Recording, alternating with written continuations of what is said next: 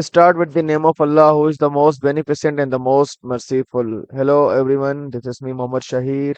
Today, I will explain chapter 1 of the book C++ Programming from Problem Analysis to Program Design. The main aim of this chapter is to provide an overview of computers and programming languages. It explains how computers process information and how programming languages, especially C++, are used to instruct computer to perform tasks. This introductory chapter forms the foundation for understanding programming concept discussed later in the book. So we have total 11 topics. We will cover all topics respectively.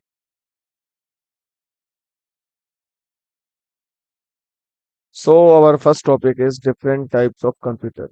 Computers can be classified into different types based on their size, speed, and processing power.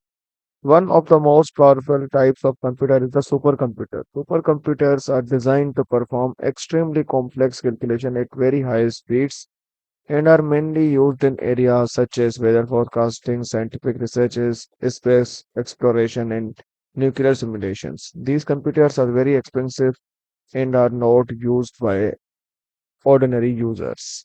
Another type of computer is the mainframe computer, which is commonly used by large organizations like banks, airlines, and government institutions. Mainframe computers can handle a very large amount of data and support hundreds or even thousands of users simultaneously. Many computers, many computers are smaller than mainframes and were mainly used by medium-sized organizations. However, with advancement in technology, many computers have largely been replaced by modern servers. The most commonly used computer today are microcomputers, also known as personal computer PCs. These include desktops, laptop, tablet, and smartphones, which are used by individuals for everyday tasks such as studying, communication, and entertainment purpose. So, moving forward to our second topic, second topic is hardware and software components of a computer system. A computer system consists of two major components, hardware and software, and both are essential for the proper functioning of the computer. Hardware refers to the physical part of the computer that we can see and touch, such as keyboard, mouse, monitor, CPU, and storage devices. Input devices allows user to enter data into the computer. Output devices display the results, and storage devices store data for future use. Central processing unit or CPU is the most important hardware component and is often referred as the brain of computer. It consists of control unit which manages and coordinates all activities of the computer, the arithmetic logic unit which perform calculations and logical operations, and registers which temporarily store data during processing. Software, on the other hand, is a set of programs that instruct the hardware on what to do. System software, such as operating systems, manages the hardware and provides a platform for running application software. While application software helps user perform specific tasks like word processing or web browsing. So we have completed our second topic. Now we can move forward to our third topic. Our third topic is the language of a computer. The language that a computer understands is known as machine language.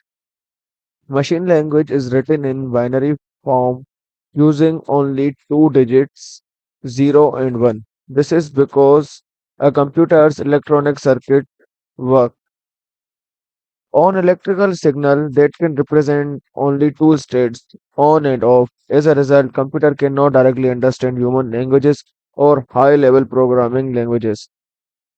Written programs in machine language is extremely difficult for human as it is hard to remember long sequences of binary numbers and is very prone to errors. Because of these difficulties, programming languages were developed to act as bridge between human and computers, making it easier to write instruction that computers can eventually understand. So our fourth topic is evolution of programming languages. Programming languages have evolved over time to make programming easier, more efficient, and less error prone. In the early days of computing, programmers used machine languages, which was directly understood by the computer but was very difficult to write and debug.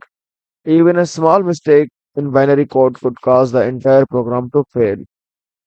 To overcome this problem, assembly language was introduced. Assembly language uses symbolic instruction like uses like instead of binary code, making programs slightly easier to write. However, assembly language is still machine dependent and requires a special translator called an assembler. Later, high level programming languages were developed which use English like statement and are much easier for humans to understand. These languages are machine independent and greatly improved the speed and efficiency of software development.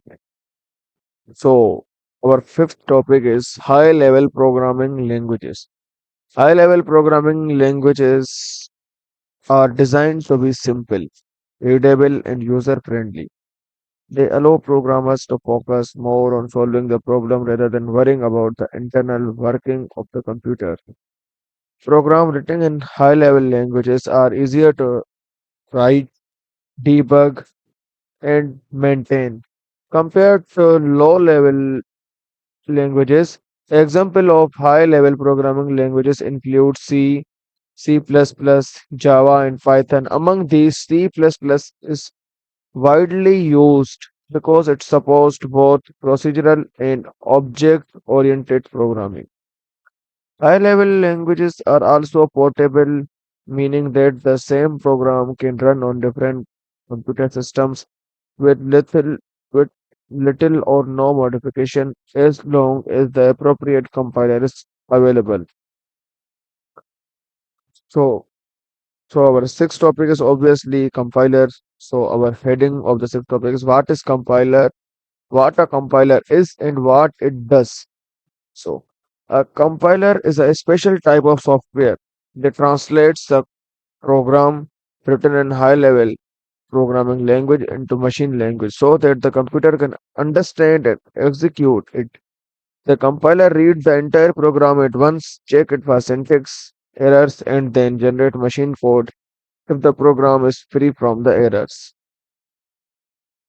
Mm, In the case of C++, a compiler is used to convert C++ source code into an executable file.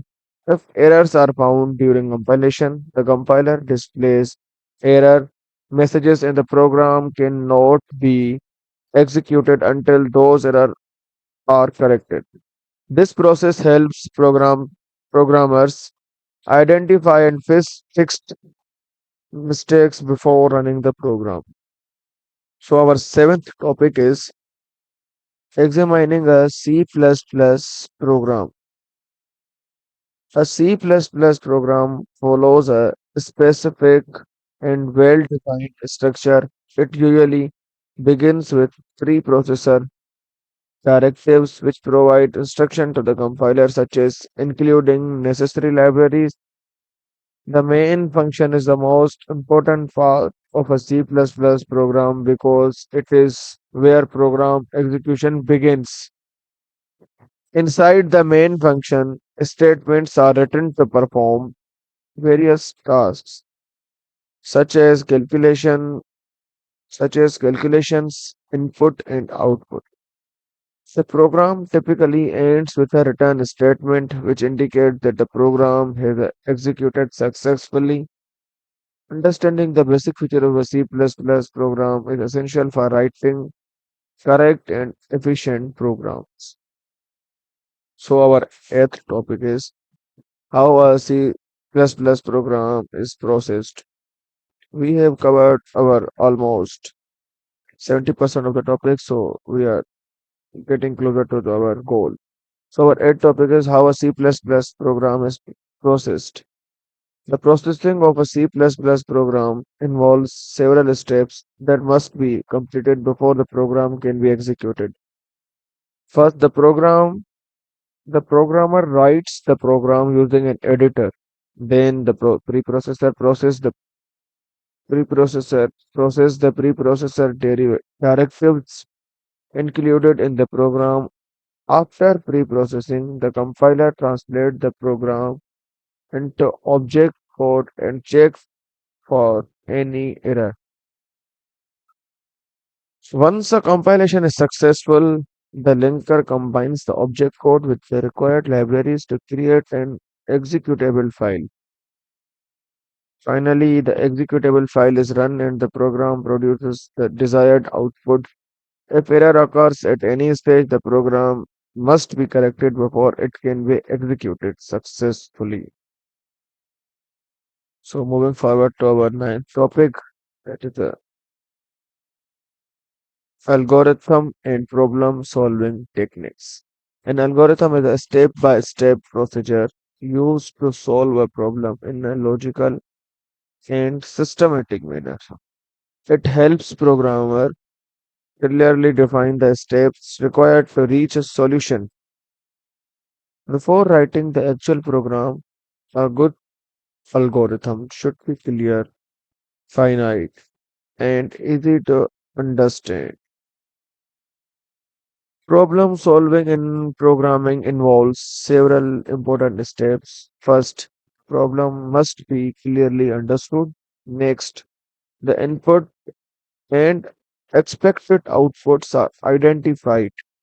Then an algorithm is designed to solve the problem, followed by writing the program based on that algorithm. Finally, the program is tested and debugged to ensure that it works correctly. So our 10th topic is structured design and object-oriented design programming methodologies. Structured design programming focus on dividing a program into smaller manageable parts called functions. It uses control structures such as sequence, selection, and repetition to control the flow of the program.